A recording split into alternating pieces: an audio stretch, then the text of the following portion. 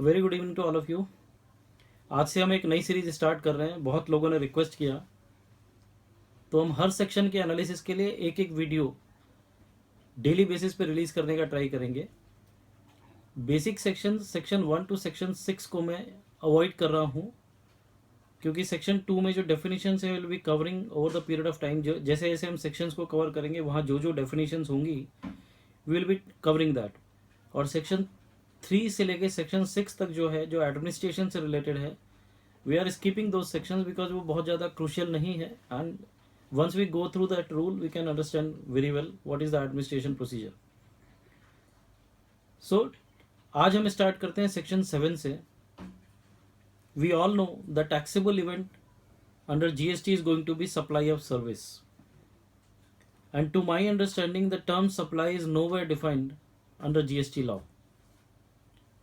Sir, ये बहुत ही crucial terminology है, supply, and I am afraid that the term supply is not defined in the GST law. इसीलिए मैं lighter side पे हमेशा बोलता हूँ कि जीएसटी लॉ का मतलब है हर प्रोफेशनल के लिए कम से कम 100 साल का scope. It's going to create a scope of at least 100 years for each of us as a professional. Basic reason is term manufacture is defined under section 2 clause F of the central excise act 1944।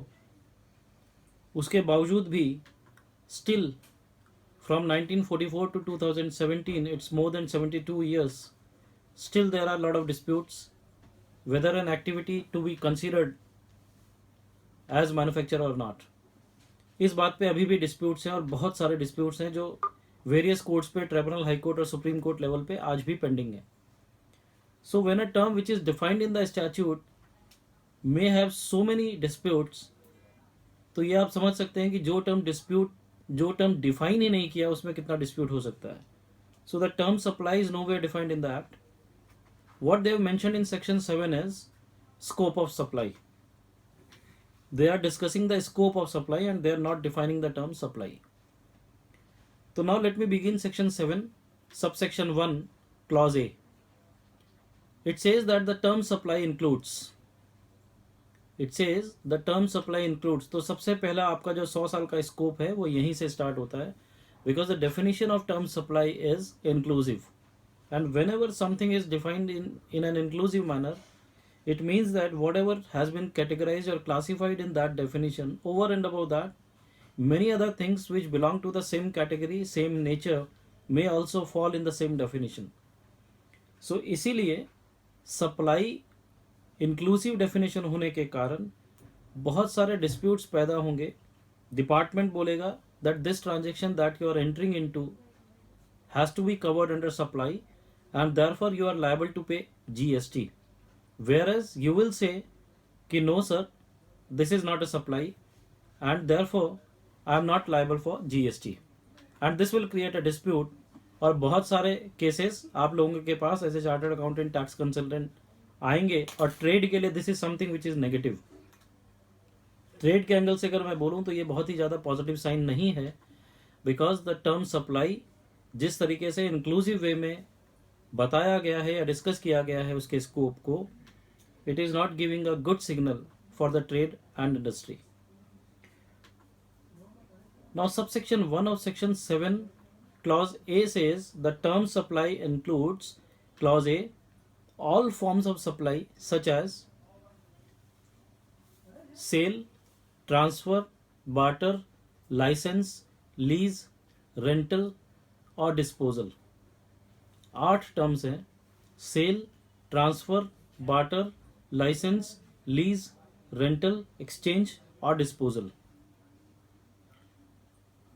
And the unfortunate part is कि clause A में जो ये 8 forms of supply बताए हैं, none of the term is defined under GST act. 8 में से एक भी टर्म जीएसटी एक्ट में डिफाइन नहीं किया गया है। Anyways, moving further, it says that the term supply includes all forms of supply such as these 8, agreed or made or agreed to be made for a consideration in course or furtherance of business। अगर हम इसको break करें limbs में, तो पहला होगा all forms of supply such as those 8, second होगा for a consideration, third होगा by a person, and fourth होगा इन कोर्स और फर्दरेंस ऑफ बिजनेस। पहला all forms of supply, we all are clear, this is an inclusive definition. ये 8 term के अलावा भी कुछ इसी नेचर का अगर होगा तो सप्लाई की डेफिनेशन में आएगा। एंड अभी तक की मेरी स्टडी और रीडिंग के हिसाब से I can very well assure you anything and everything that you will be giving of और moving that will be termed as supply. कुछ भी आपके यहाँ से निकलेगा, मूव होगा, वो सप्लाई की डेफिनेशन में कवर होने वाला ही है। दूसरा लिंब था for a consideration, it means something that you are entering into और a transaction which has been entered into for some consideration can be termed as supply. Then third limb था by a person, तो यहाँ पे note करने जैसा है, it says by a person, it never says by a person to a person. It means what? Even the self supplies can be made taxable under GST. And fourth is in course or furtherance of business. So anything which forms part of definition of supply and included in those 8 terms or over and above those 8 terms made or agreed to be made for a consideration by a person in course or furtherance of business is supply. Clause B of subsection 1. It says importation of services for a consideration whether or not in course or furtherance of business. तो सब इससे आप एक चीज assure कर सकते हैं, एक चीज आप आइडेंटिफाई कर सकते हैं कि कोई भी सर्विसेज जो आप इंपोर्ट कर रहे हैं, अगर वो आप अपने प्राइवेट पर्पस के लिए भी इंपोर्ट कर रहे हैं तो that also can be part of supply, because it says all imports or importation of services for a consideration, वहां पे कंसिडरेशन होना चाहिए, whether or not in course और फर्दरेंस ऑफ बिजनेस। इसका मतलब आपके बिजनेस से कोर्स में हो, उसके फर्दरेंस के लिए हो या ना हो, वो सर्विसेज की सप्लाई अगर आपने ली या इंपोर्ट की और आपने कोई कंसिडरेशन उसके लिए दिया तो वो सप्लाई की डेफिनेशन में आएगा और आपको उस पर GST भरना पड़ेगा। Moving further, clause C says the activities specified in schedule 1 whether or not made or agreed to be made without a consideration. I am repeating, the activities specified in schedule 1 made or agreed to be made without a consideration. अभी तक हमने जब clause A और clause be discuss किया तो दोनों जगह एक चीज कॉमन थी, that was for a consideration. Clause A में था for a consideration by a person in course और furtherance of business, clause B में था for a consideration whether or not in course और furtherance of business. But clause C देखते हैं तो वो इसका अपोजिट टर्म डिफाइन करता है। वो अपोजिशन में क्या बोलता है कि if something is even without consideration it may fall under the definition of supply.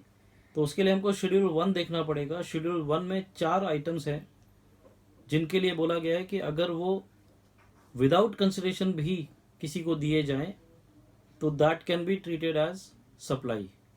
And then clause D of subsection 1 of section 7 says the activities to be treated as supply of goods or supply of service referred to in schedule 2. Sir GST आने के मुख्य कारणों में से एक कारण है classification of goods and services, because there were many cases where in both VAT as well as service tax or VAT as well as excise were levied. Let's take an example. If we take an example, it may be works contract, it may be designing work, it may be softwares, it may be restaurant services. वहाँ पे आपके VAT भी लगता है, service tax भी लगता है. So to avoid those classification issues, we were willing to have GST. अब जब GST आ रहा है तो there is a schedule which is known as schedule 2 जो क्लासीफाई करता है ट्रांजेक्शन को, and it clearly provides that this is going to be a supply of service and this is going to be supply of goods. तो वो हम schedule 2 भी at the later part of this discussion we'll see schedule 2. So now up till now we have completed subsection 1 of section 7 which runs into 4 sub clauses, that is A, B, C and D. A provides for all forms of supply such as those 8.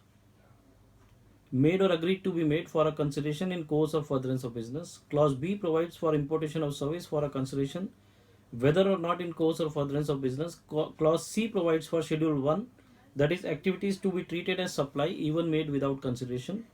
And last, Clause D provides for Schedule 2, which classifies the transactions between or classifies the transaction as supply of goods or supply of service. Now moving further to subsection 2. Subsection 2 of section 7 provides कुछ activities जो schedule 2 में cover की गई, schedule 3 में cover की गई है। Schedule 3 में वो एक्टिविटीज़ कवर की गई हैं जो नेगेटिव लिस्ट आप बोल सकते हैं। ऐसे 6 पॉइंट्स हैं उसमें जो नेगेटिव लिस्ट में आते हैं और उसके वो ना तो सप्लाई ऑफ गुड्स माने जाएंगे और ना ही सप्लाई ऑफ सर्विस माने जाएंगे। तो सबसेक्शन 2 का क्लॉज ए बोलता है एक्टिविटीज और transactions specified in schedule 3 and schedule 3 provides for those activities which are not to be taxed under GST. It is neither to be treated as supply of goods nor to be treated as supply of service. And then clause B provide करता है कि central government और state government या local authority कुछ ऐसी services provide करते हैं जो उनके लिए मैंडेटरी है, जैसे बर्थ सर्टिफिकेट, डेथ सर्टिफिकेट, वो सब इशू करते हैं, तो उनको सॉवरेन सर्विस बोलते हैं। अगर वो कोई भी सोवेन सर्विसेज प्रोवाइड करते हैं then in that situation it should not be taxed, it should not be made leviable for tax. तो उनको नोटिफाई करेगा on the recommendation of the council, और वो नोटिफाई होने के बाद वो सारी सर्विसेज जो सेंट्रल गवर्नमेंट, स्टेट गवर्नमेंट या लोकल अथॉरिटीज देती हैं that will be out of tax net. Therefore it will neither be treated as supply of goods nor supply of service. That is subsection 2 जो 2 limbs में था। पहला schedule 3 और दूसरा जो नोटिफाई करेगा सेंट्रल गवर्नमेंट के लिए, सेंट्रल गवर्नमेंट, स्टेट गवर्नमेंट और लोकल अथॉरिटी जो भी सर्विसेज प्रोवाइड करते हैं उसको जब नोटिफाई किया जाएगा कि वो सर्विसेज उनकी सॉवरेन सर्विसेज हैं या बेसिक सर्विसेज में आता है, that has to be provided by them, then in that situation it will be kept out of the tax net. Then moving to last subsection that is subsection 3 of section 7।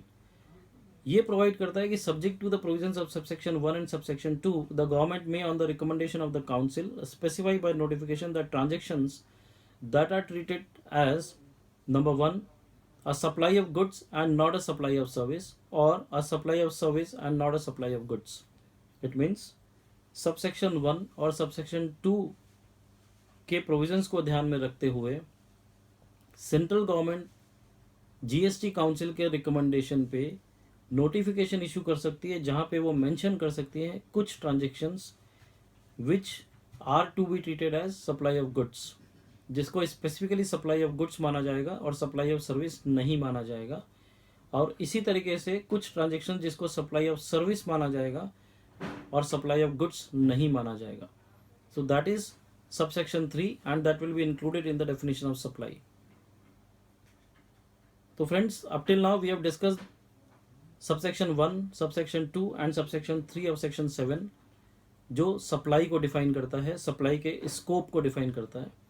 And now it's the time that we should discuss Schedule 1, Schedule 2 and Schedule 3. With this, मेरे हिसाब से ये section हम लोगों ने कर लिया है।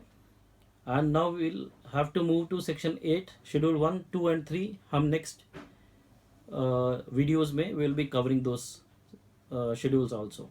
With this, thank you very much.